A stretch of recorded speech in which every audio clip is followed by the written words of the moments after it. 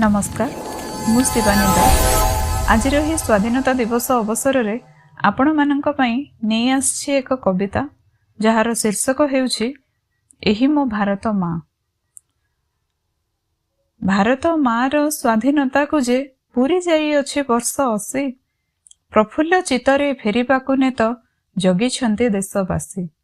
काहारी मनरे प्रश्न उठु नाही, पचारुनी आजी केही, सतरे कण माँ होइछि स्वतंत्र निंदा अपमान सही।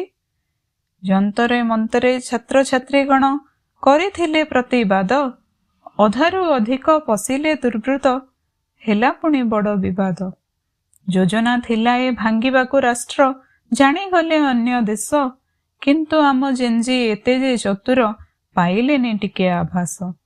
सेही युवपीढ़ी सुरक्षा पाइंकी मंत्री देले रेजिग्नेशन, अग्रे रखिले माटी माँ को से छाड़ी निज मान सम्मान।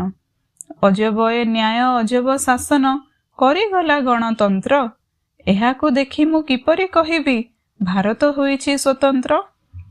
हुअरे जाग्रत देशवासी गण देख खोली निज आखि, भारत माँ जे रक्ताक्त होइछि एपरि अन्याय देखि। देशर गौरव पाई कर कर्म, रख माटीर जे टेक, समर्पित कर निज जीवन को देश को करिण एक।